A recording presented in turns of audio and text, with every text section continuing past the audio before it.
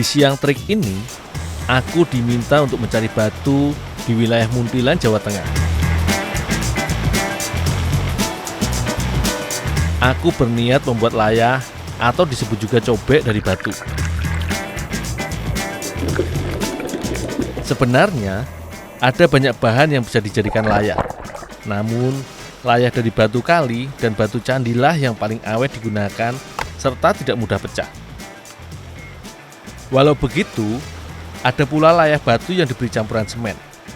Jenis layah yang seperti ini juga mudah pecah, tidak sekuat layah yang murni dari batu saja.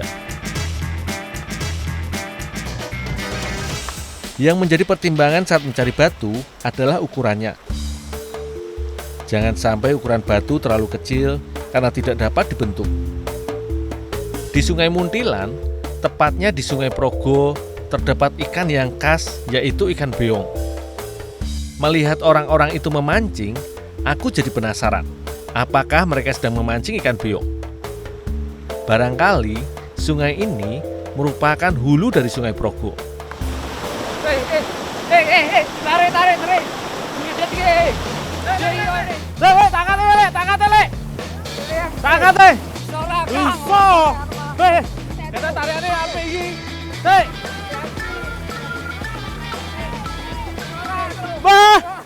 Kurang ajar nih, ngapusi.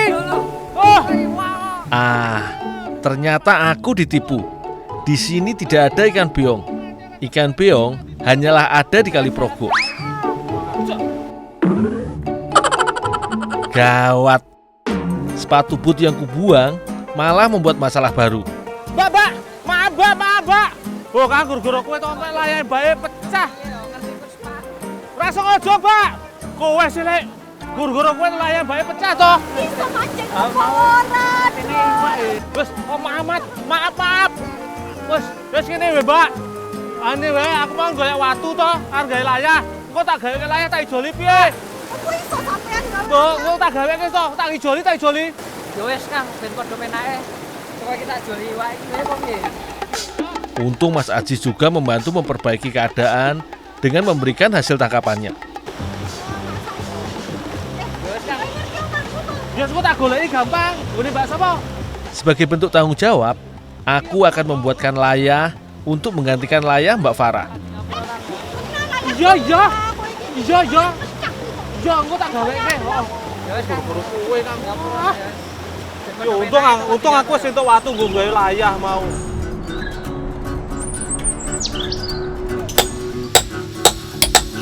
Langkah pertama yang harus dilakukan adalah menentukan besaran layah. Caranya cukup sederhana, yaitu menetapkan titik tengah dan menggunakan jangkar agar bentuk lingkaran rapi. Setelah membuat lingkaran, saatnya memecah batu, disesuaikan dengan garisnya. Memang terlihat sederhana, tapi ternyata tidak semudah itu. Butuh ketelitian dan juga kesabaran dalam membuatnya. Bagian cekungan layah dibuat dengan cara memecah bagian tengahnya. Setelah tengahnya sudah mulai cekung, bagian belakang layah juga dibentuk agar rapi.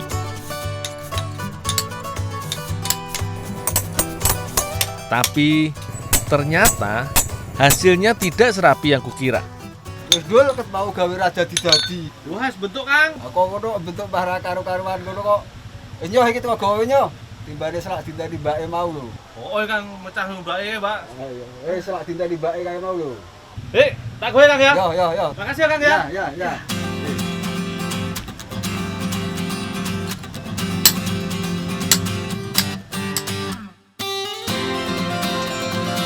Di rumah, Bu Puji menyiapkan bahan untuk membuat mangut beong.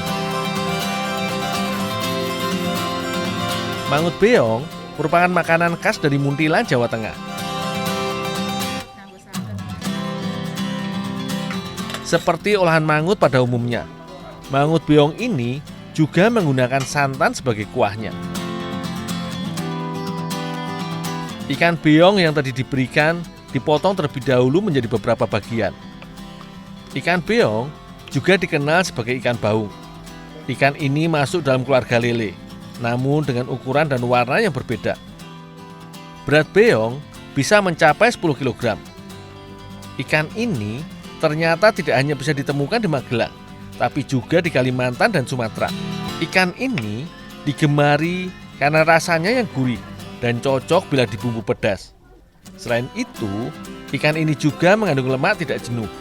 Artinya, lemak pada baung tidak menempel dan dapat langsung luruh. Bangun Bu. Mbak Seriem. Ini Mbak nuker tadi cowoknya yang pecah, Mbak. Walah, itu masih yang tadi toh, yang di sungai tadi toh masih. Layakku. Ini Mbak, Kak Gati. Betul tak Mbak, tak buatin Mbak. Nah, saya udah janji mesti tak buatin. Ah, ini loh Bu, masih yang aku bilang tadi, tak ceritain ini layahnya yang cowoknya rusak tadi loh Bu. Bagus punya aku toh. Tebel. Tebel ini Mas. Yaudah, tak buatin api dulu ya. Iya, iya.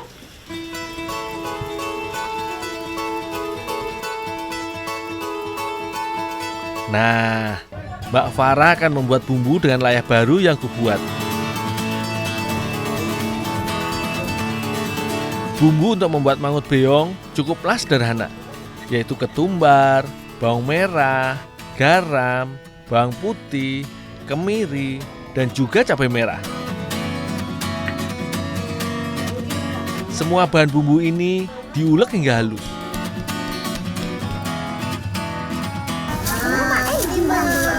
Kan sama bumbu ya. Oh, udah siap. Udah taruh sini aja. Sebelum diolah menjadi mangut, ikan beong digoreng terlebih dahulu. Tidak perlu bumbu saat menggoreng ikan, karena ikan nantinya akan dicampur dengan bumbu yang tadi dibuat oleh Mbak Farah.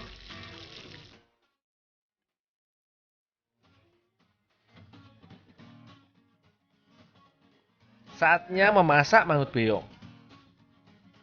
Pertama-tama, bumbu dimasukkan ke dalam minyak panas. Selanjutnya, dimasukkan santan segar.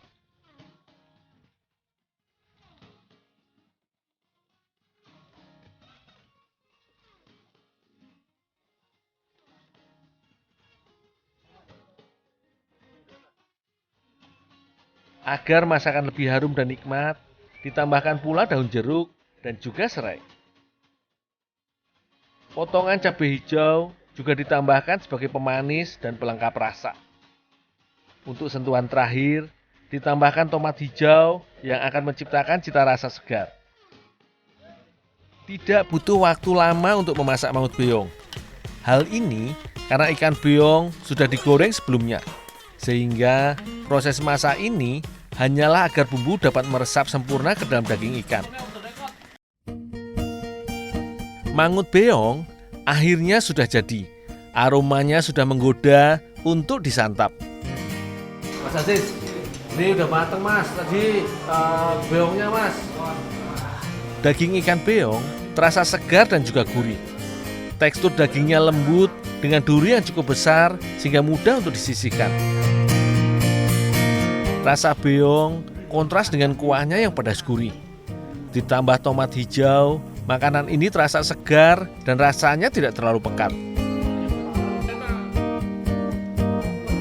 Ikan beong sebagai ikan khas Muntilan baiknya terus dilestarikan. Sayang sekali jika suatu hari ikan khas Kaliprogo ini udah habis karena terus dikonsumsi tapi tidak dikembangbiakkan.